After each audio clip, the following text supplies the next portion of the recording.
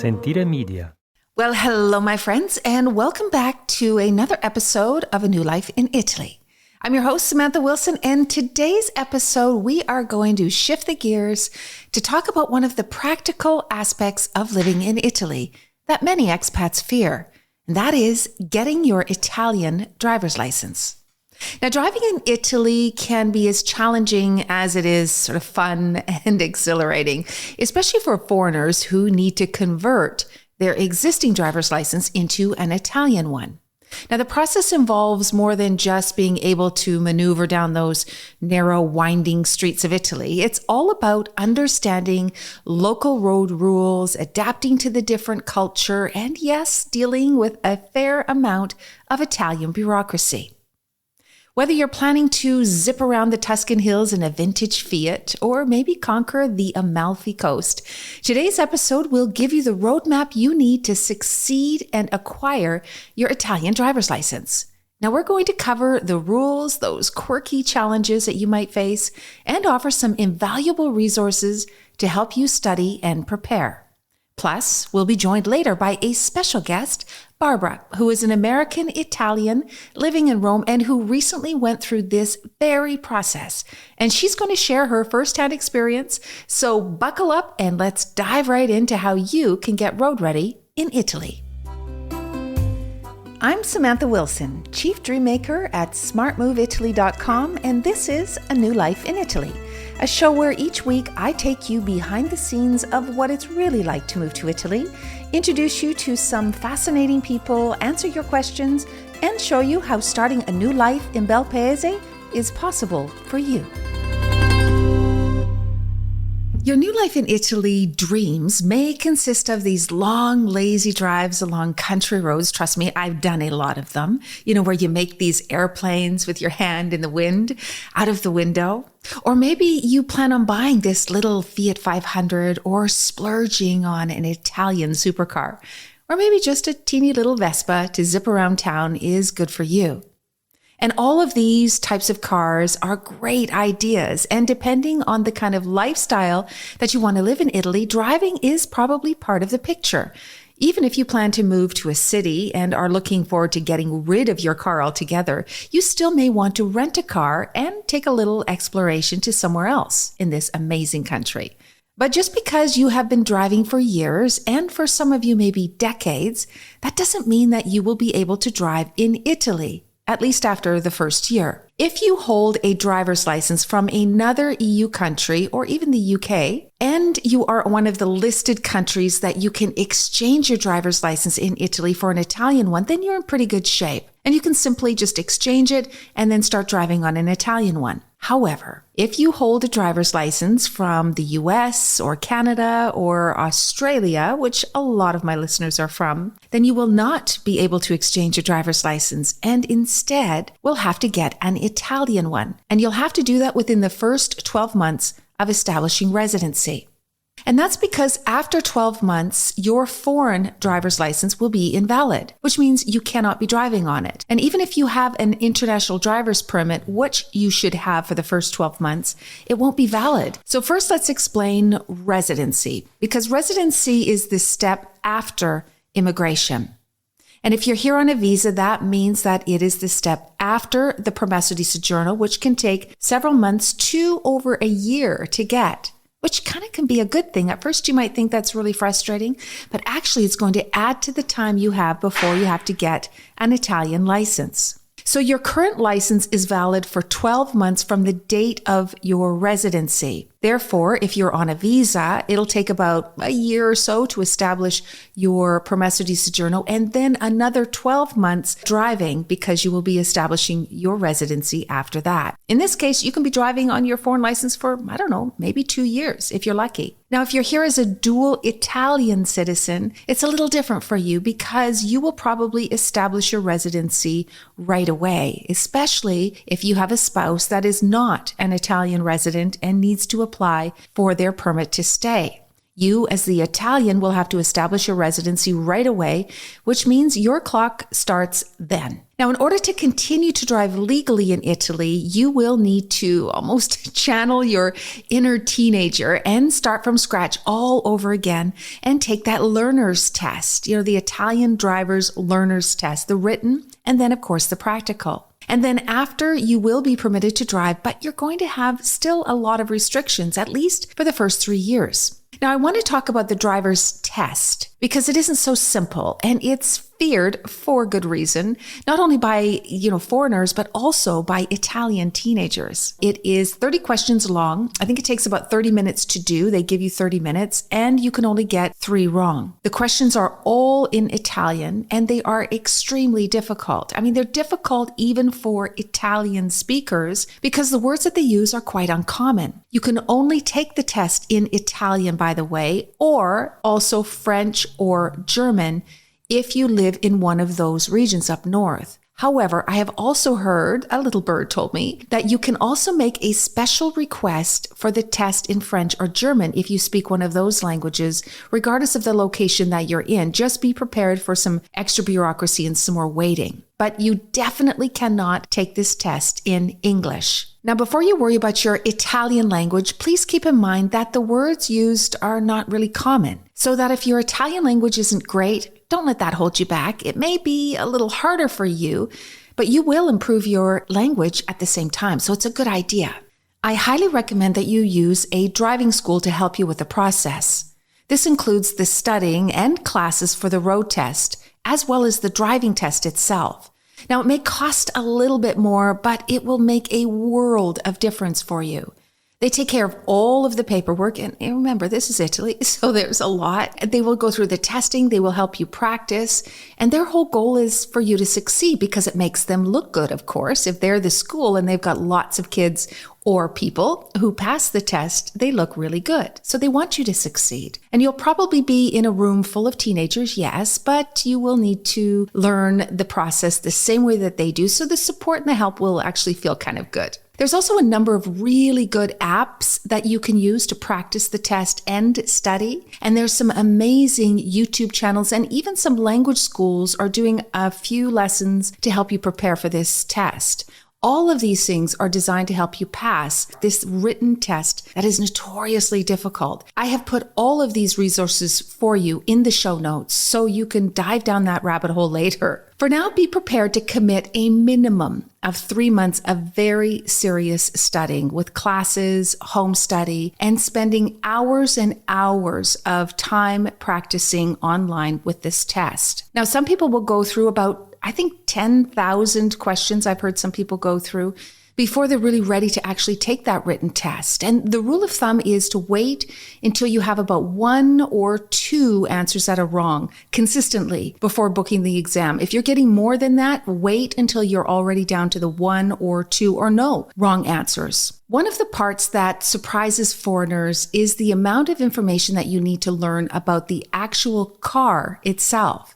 How it works, the engine parts, and other parts other than, where the windshield wipers are. You will also be expected to understand first aid and likely will have several questions relating to injuries and how to respond to an accident on the test. Now, of course, there's driving questions like understanding road rules and the signs, which I think you should probably understand anyway if you're driving here. But you also need to know all about insurance rules and the laws of the road. So this is a driver's test on steroids. So don't underestimate the amount of time that you need to prepare for it. To write the test, you will need to have your codice fiscale, a medical certificate. Yes, you have to make sure that you are healthy to drive, your current driver's license, your passport, and you also need to prove your residency. So if you're on a visa, bring your permesso di soggiorno or your carta di identità and your tessera sanitaria. Now, once you pass the test, then you need to take a minimum of 6 hours of driving instruction before you can take the practical test. And this is usually done by a driving school, so it can make your life a whole lot easier. If you manage to get through each of these steps, then you will be limited to the size of car that you can drive. Something small, like a Fiat Panda, for example. So always be aware of this future restriction when you go to buy your first car in Italy. because you will need to make sure that it satisfies the restrictions of a new driver and a new Italian driver's license. Because if you go ahead and you buy a medium or a large sized car, you will not be permitted to drive it for at least 3 years. So let's talk about that for all of you rule breakers out there. What happens if you do not get an Italian driver's license and just continue to drive on your foreign license? Or if you drive a car that's too big, that's outside of your restrictions? Well, a lot can happen actually, and they are checking a lot more often now than they used to. So there's a range of things that can happen, always starting with a fine. It can be a smaller fine, a couple €100, or even thousands of euros, depending on what you're caught doing and the mood of the policeman at the time. Plus, your car can be impounded. But most importantly, you will not be insured. So this is a really risky thing to be doing, and I don't recommend it at all. If you are wondering if there is a workaround, well, there isn't. And trust me, we have looked at every which way to get around this driving license test for so many people, regardless of where you're from. There just isn't one. Because in all of the other countries where you can exchange your license, you will need residency initially to get that driver's license in the first place. And even if you happen to move, let's say you move from the US to Germany, for example, who actually can exchange a US driver's license, you can't then take that German license and exchange it here in Italy because the original license was American and that's not exchangeable. You need to have a driver's test in that other country in order for that license to be accepted here in Italy. Now, for my Canadian friends out there, there is an agreement. You've probably heard these rumors. There really is an agreement between Italy and Canada to exchange the license. As a matter of fact, it's been active since 2017. However, nothing has been done to actually put it into practice. So at this time, you still have to go through the process just like everyone else. So at the end of the day, you have to plan to take the test and go through the process if you want to drive in Italy after 12 months of residency. So if you're wondering what that test is like, well, I spoke with my friend Barbara, who also happens to be the insurance agent for almost all of our clients at Smart Move Italy. And she recently went through this entire process, and she's here today to give you all of the details. So hi, Barbara. Welcome to the show. Hi, Sam. Thank you for having me today. So you did it. You actually got the Italian driver's license. So I know at the beginning of this episode, I have explained to everyone the ups and the downs and really what the requirements are for the conversion, not even the conversion, but to take your Italian driver's license. And I always equate it to the fact that you're almost like a teenager again, because you're a brand new driver. Yes. And I went through, it took me a while to get it. I have to be honest. I'm American. I had a Florida license, and I tried 2 routes. I tried the private do-it-yourself route, and which means you go directly through the motorizzazione, you register, you take the exam directly through them, you study on your own. There's no guidance. And I failed both times. Oh, 2 times. You tried 2 times. This is the 3rd time I took it. Okay. 3rd time's the charm. A lot of things had changed during, between when I started and when I finished. I started working on the exam many, many years ago, but then I just kind of let it go because I'm in a place where I had access to public transportation. So it didn't really seem like it was, essential. It was a priority. But then I moved out to the countryside, and nobody is coming to get me. Nobody's coming to pick me it's up. It's a long walk for a cup of coffee. It's a long walk. Yeah, exactly. So I was like, no, we have to get it done. So I went through an autoscuola, driving school. Good. It was a completely different experience. It was a much more positive experience. I actually went with a friend of mine who's Canadian. She's from Quebec City. So go with a friend. We helped each other out, even with the language and everything. And I ended up passing on the first try, the theory test, both the theory and the driving test. So you've done both now. Right. So you've done both now. You have your full, well, you're still a new driver, but you have your full license, right? Yes, correct. Okay, so let's go back to when, let's not talk about, well, yeah, maybe let's talk about your failures. That's Yes. never the Yes. greatest. But tell me about why you think you failed those 2 times. The first time the first time I took it, it was in 2012. And I honestly think I didn't take it seriously enough.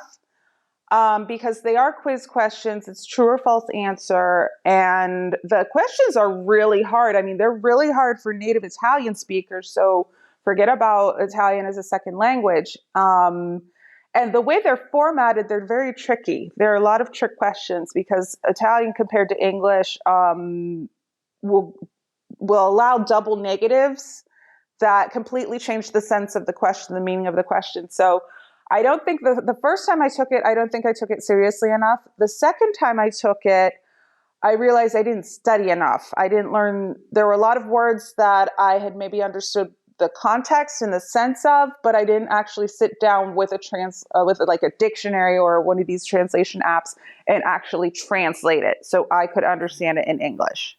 Right. Now, when you took those tests the first times back in 2012, did you speak it? Were you fluent in Italian already? I was already working I was starting to work in insurance, so I had a very high level of Italian. But again, the way the questions are formatted, they are tricky. And Well, that's, I love this because this is what people have said as well. A lot of people avoid taking this test because they feel like their Italian isn't good enough. But what we tell people is the Italian in the test it doesn't really matter because you have to learn all these new words anyway. So it sounds like that's the case with you as well. yeah, I learned a lot of words. And the highlight of going through a driver's school, they give you a manual and everything. I mean, I can't speak to every single driver's school, but the one I went to, they gave us a manual. We could download an app where we could practice all the quizzes. It saves the questions, the ones that you got wrong, so you could review them. I would write down every time I'd come across a word that I didn't know, I would just write it down at the back of the book and build a vocabulary list. And even the instructor, because he knew that there were a lot of foreigners in the class, and they know how to handle it. So they're like, okay, you got a question? And I mean, he would not let me go until I understood. He kept saying, do you understand it now? I'm like, It's like, okay, let's go over it again. Do you understand it now? Let's go over it again. I mean, extremely patient until I got it. And because, I mean, if you pass, it's a good thing for them too. So they really want you to pass. Right. It makes them look really good. So the questions, other than the language and the formatting of the questions, I also understand that you have to study things that you would normally not be used to, for example, for a driver's test in the US. I mean, you have to know about your car and the operations and the functionality actually of the engine and of your car, as well as first aid. Yes, you need to know first aid. You need to have a basic understanding of insurance, which I work in insurance. I'm like, yeah, I've got one thing down pat. That was easy. That was the easy part. Basic first aid, how the car works, like in case of a breakdown, in case of a malfunction. Some things you already know, like if you've driven a manual car in the past, you know, like in case the brakes don't work, how do you slow down? You downshift your gears. How to change the water or the liquid in the windshield wipers. There's some stuff that you do already know, you have already come across. Me, for example, like I said, I grew up in Florida. I'm originally from Pittsburgh, but I drove in Florida. So putting chains on tires for snow, I have no idea what that's about. Well, I'm a Canadian. I know that one. No, Mike, you don't? Oh, I do. Oh, yes. Okay. Are you kidding? Yeah, you're Canadian. Of course you do. So that's why here I'm going to buy snow tires because I just don't know how to do that. Don't want to bother. But yeah, it's a lot more expansive compared to the Florida exam. I can't speak to the other states in Canada, the Canadian provinces, but it is more expansive compared to the Florida exam. Okay, so when you decided to really get serious this last time and go to an auto school to study, how long did you study for? I registered on September 18th, 2023, so last year. Classes were every Wednesday and Friday evening. It was a pain because, I mean, first off, I was one of the oldest in the class, and a lot of those Right. kids could have been my kids. Yes. Um, but it was really persistence. And again, I was going with my Canadian friend, and I mean, she had the same problem getting off work, trying to get off work early, and just Okay. helping each other out. And we ended up taking the theory exam together on November 10th, and we both So, passed it. oh, good. So a couple of So months. about a month and a half. I mean, like really just studying, pushing as hard as we could go. Right. So that's 2 nights a week. And plus, I'm sure you were studying at home as well. Yes. During free time, just doing quiz questions. Yeah. And how many quiz questions do you think you did? Oh God, well into the hundreds. Yeah, Into the well, hundreds. yeah. We have some people that say they've done, 6,000 Yeah. quiz questions. Yeah, because the rule of thumb is that these online apps, which by the way, I'll put the links to some of the better ones in the Yes. show notes. But these apps are really good for helping you just keep learning the types of questions and how exactly. they're formatted. And the rule of thumb is that you should continue to do these quiz tests until you get, no more than 2 wrong or 1 Yeah. or 2 wrong. And then once consistently, and once you're at that stage, then that's almost the sign that you're ready to take the test. Exactly. That's what they told us at the driving school. I ended up getting 2 wrong because they changed it for the COVID measures. So the quiz used to be 40 questions. You could get 4 wrong.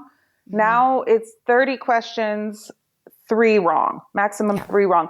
They might change that back because they were saying that they might change it back to the old format. Nothing has been official as of yet. When I took the test in in November, it was 30 questions, maximum 3 wrong. Okay, so can you tell me what happened that day when you went to, paint a picture of what happened when you went and took the test? Okay, so I'm not used to taking exams anymore, and the word exam freaks me out. So I didn't sleep very well the night before. I mean, it was totally like going back to high school and college, but not the better parts. So I went to the driving school, and they took us down to the Motorizzazione here in Rome. And basically, you've got to bring all of your IDs and everything. Since I have a carta di soggiorno, I had to bring that as well as my ID card, carta d'identità, tessera sanitaria, and the driver's school. They brought the actual paperwork, and they left it with us to get checked as we went in. So when it was our turn, they called us in, and it's basically like a room with computers. They're very strict about cell phones and bags and handbags and whatnot. So you've got to really keep your hands visible. Okay. As soon as you sit down, it's really crazy. As soon as you sit down, it's like there's a facial recognition camera. And as soon as it zooms in on you, all of your info pops up. And your picture pops up, and isn't that weird? Whoa, yeah. and then as you wait for everybody to get settled in, you have the exam auditor, the supervisor, explains everything, how much time you have. One thing, my Canadian friend, because she is from Quebec, she's a native French speaker. She requested the exam in French. And she did all of the questions in French. She said I'm sorry, go ahead.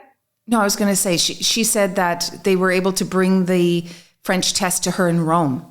Yeah, because it's all on computer. I don't know if this is standard, but she sent in a request because she preferred to take it in French. And she said on her computer, because I couldn't see on her computer, the questions were on top in French and then the bottom Italian. So I don't know if that's the same with everybody, with every Motorizzazione, or just here in Rome, but that was her experience. Okay, that's good. That's good to know. Because I mean, she found it, but she found it some things a little bit more difficult because the way things are expressed in French compared to the way they are in Italian. Right. So the translations could have misled her. Yeah, exactly. Because I saw on the apps, you can also do the translations. You can also translate it into English, but the English is horrible. And Yes. it's just easier to learn Italian at that rate. Right. So I just want to clarify that's on the app, the study app that you can use the English, not on the actual test. Exactly. Correct. Okay. Correct. Okay. No, you can't request the exam in English. No, no. Which is like you say, I mean, if you get it in English and it's misleading anyway, it's better to just learn it in the Italian way. Okay, so your face is in there. You can't move or look away, right? You can't look away. Yeah. No, you can't look away because my nose started itching and I looked down to scratch my nose and it started like an alarm went off saying that it didn't recognize my face anymore. And somebody came over to check on me and like, my nose is itchy. I have allergies. I'm so sorry. I just want to finish this test. So these are all I guess, cheating, right? I mean, just to make sure it is you taking the test. Because I know that several years ago, there was a big scandal down south. I think it was in Calabria where people were taking tests for other people. And I don't know if that was the exact reason, but the technology is, preventing any kind of sneakily stuff at all. So, yeah. So how long did you have to take the test? I had half an hour, and even at the driver's school, they said take every single minute. Don't try to blow through the test.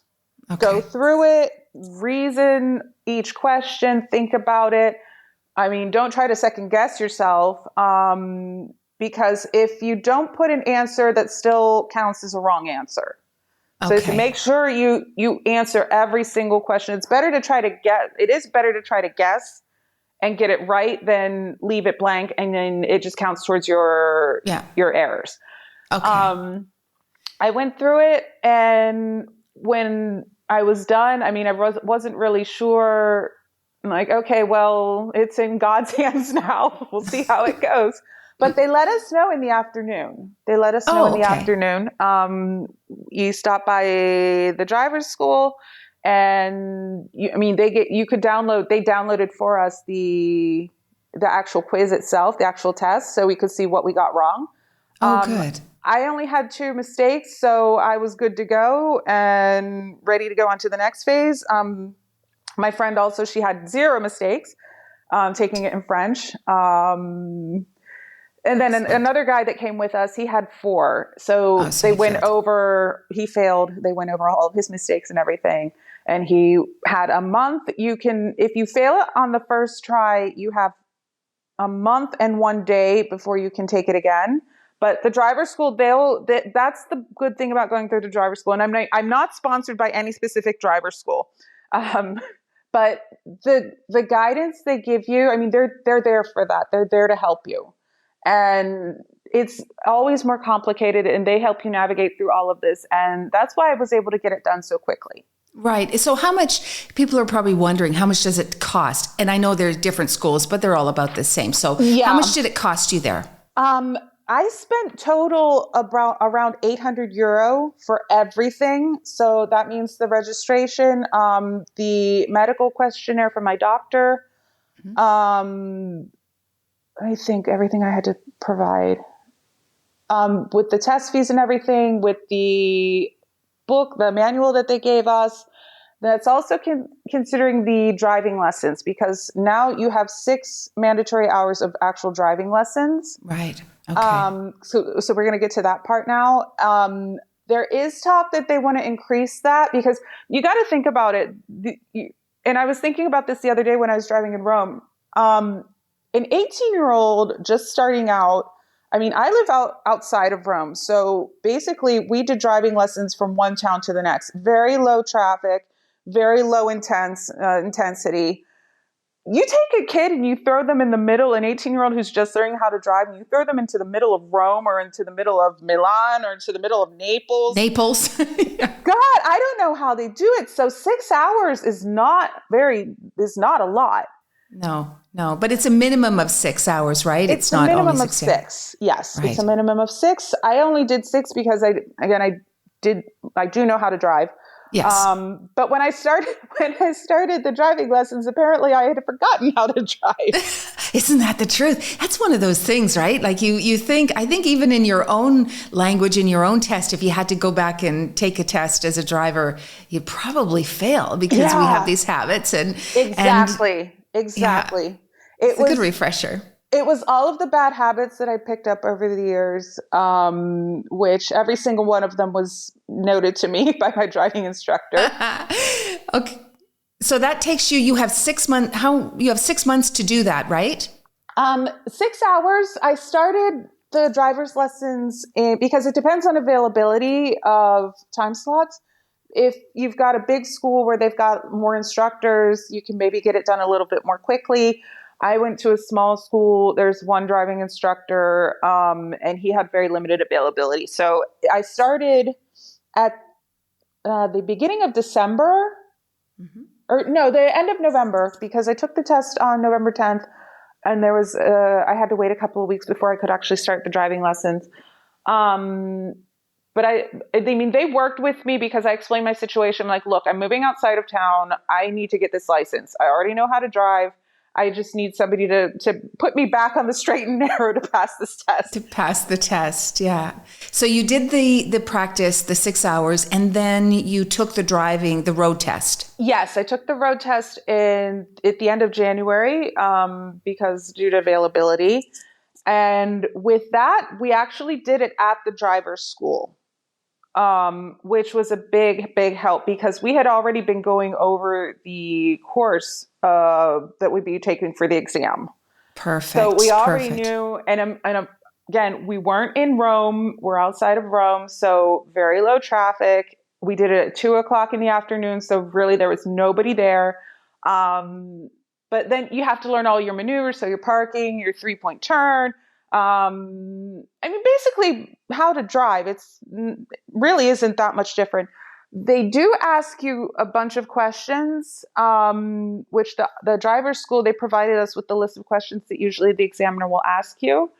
And again, with that, if you're a foreigner, bring all of your paperwork. Bring your carta di soggiorno, your testa di sanità, anything related to bring more. The more the better. The more the better. Um, no, because they can deny you if you are missing paperwork, and I saw somebody get denied because they were missing paperwork. Yeah, for sure. Yeah. Well, everything we do here, we tell people bring this. Always have a little binder full of, a folder full of everything you own. You just take it everywhere you go when you have to do something bureaucratic. So you passed the tests, and how long did the little practical take? The test itself took. I mean, to me, it seemed like we were driving for hours, but it really only took like 10 minutes.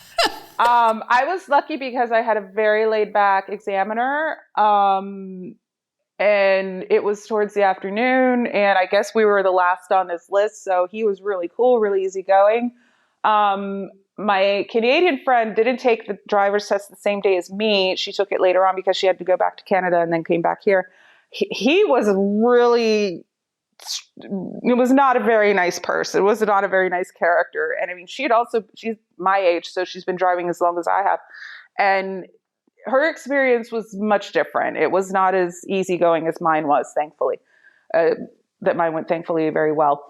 But getting back to my experience, no, it was much easier than I thought it would be. It was much easier than I thought it would be. And the driving instructor was there with me, the owner of the driver's school, he was there. And he's there with you. If you end up not passing, he'll explain to you what went wrong. But I've noticed, talking with other kids, they want you to pass. Even the examiners want you to pass. So they give you opportunities, like maybe you didn't park as well as you could have. Let's try that again. They subtly give you more chances to get it right. And I think this is a really good point. Nobody is trying to make you fail, even in the exam part. Nobody wants you to fail, and it can feel like that because it's difficult to do. But everybody's rooting for you, and I think your point about having support, and if you could do it with somebody that you know, that's always better because this almost. what's the word, accountability that you almost need is somebody to keep you moving forward and keep you doing the work and doing the studies. So now you have your driver's license, but you still are a little bit restricted on what you can and cannot do. Correct. I got my driver's license. I passed the test on January 24th of this year. They gave it to us immediately. I mean, they were already printed out, and all we had to do is sign when we passed the exam.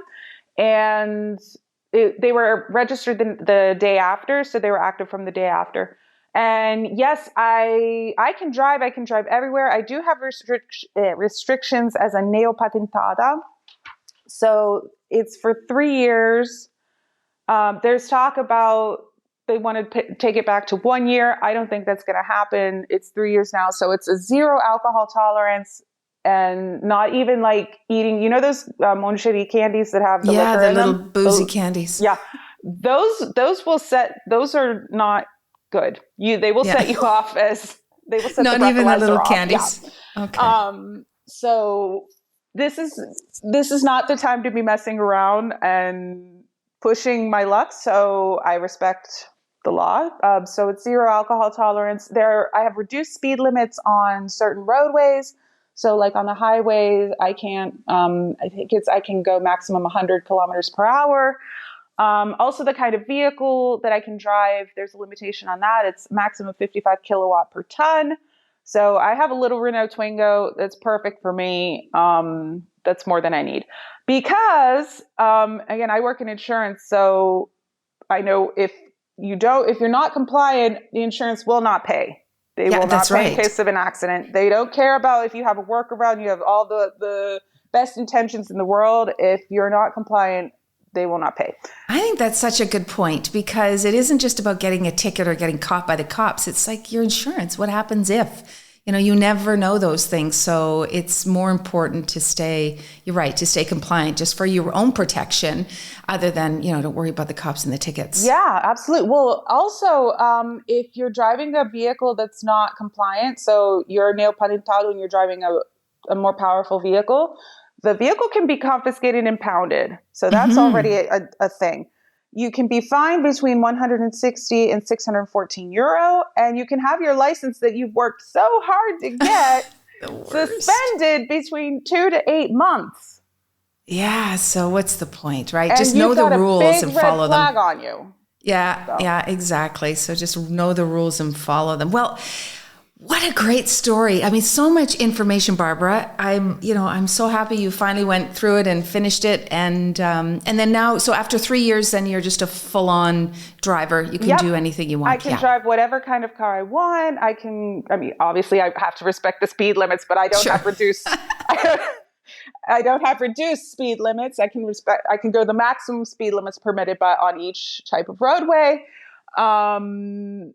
Yeah, in 3 years, I mean, it goes fast here. Yeah, and I don't see if I go out somewhere, I don't drink. That's responsible anyway. So yeah, I don't exactly. see it it's as pretty simple. Is an inconvenience.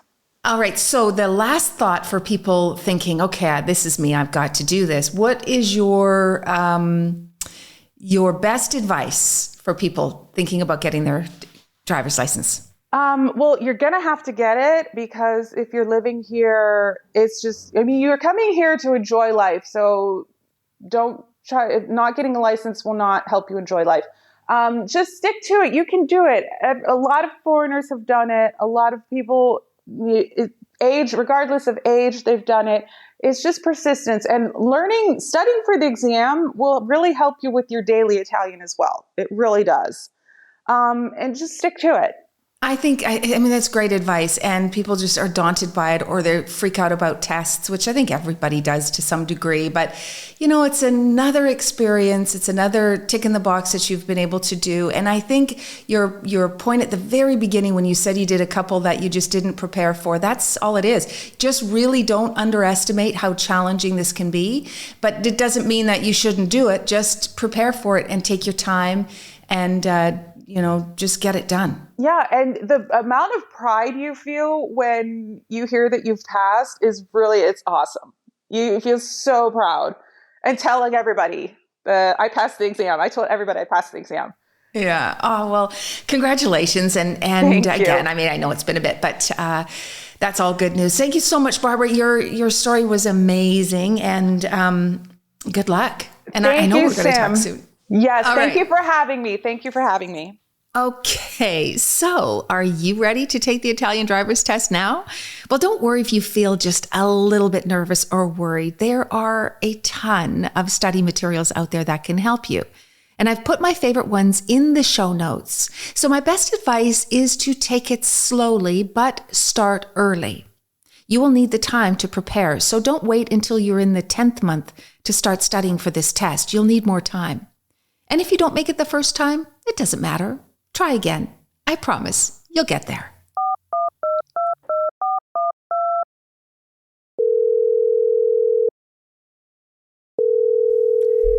It's time for listener questions. Just like the old radio call-in shows, my team has picked 3 listener questions, all left on our voicemail. I have no idea what these questions are, but I haven't been stumped yet. Are you ready? Let's get started. Hi, Samantha. I'm wondering about renting. I'm planning a 90-day stay in Italy and wondered if it's likely that I can secure a short-term rental. If not, do you know any other alternative options? Thank you.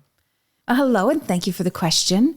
So first of all, Italian rental leases go in terms. So the short-term lease that does not require a formal registered agreement is between 1 and 30 days, so just under a month.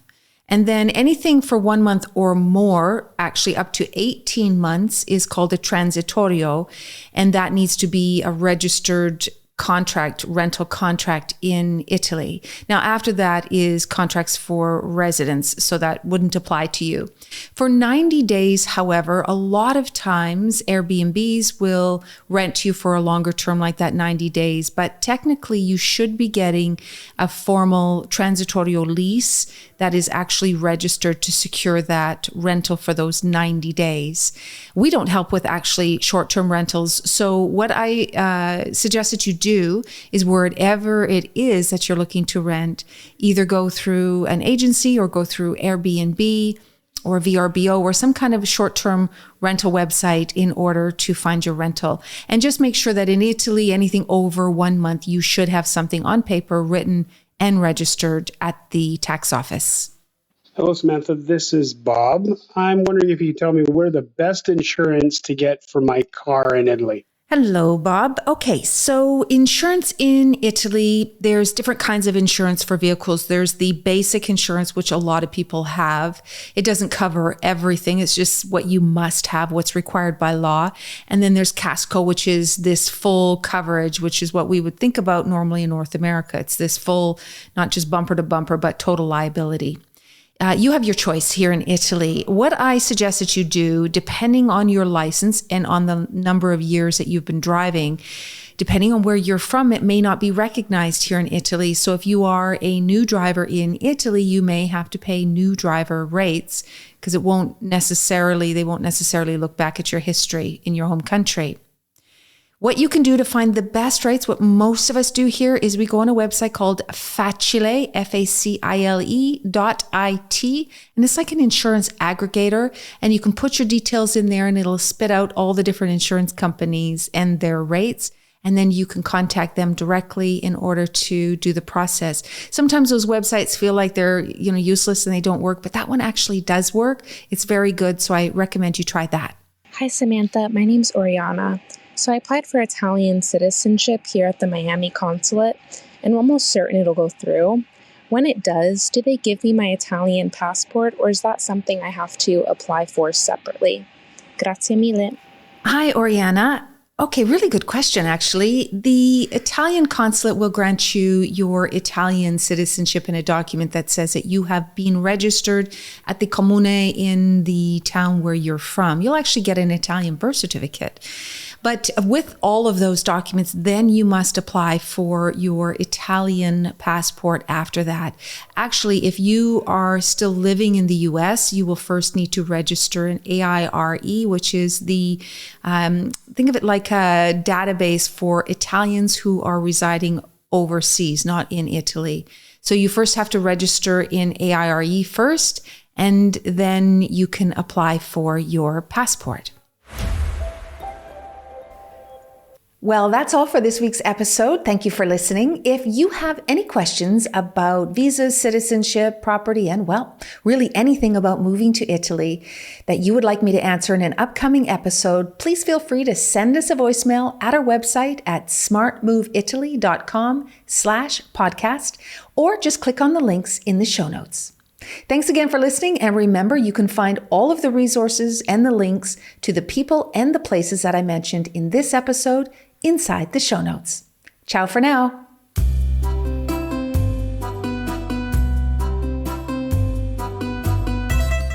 A New Life in Italy podcast is a production of Sentire Media, created and hosted by me, Samantha Wilson. Production by London Nero, and with special thanks to Ali Frothingham, Sofia Pisana, and the entire team at Sentire. Follow A New Life in Italy wherever you get your podcasts. And hey, if you're thinking of moving to Italy, whether full-time, part-time, or for a lifetime, come and see me over at smartmoveitaly.com and we'll help you get here and start living your best life. And don't forget, if you love this episode, please rate and leave a review. It's much appreciated. I can't wait to meet up with you again next week, same time, same place. Ciao for now.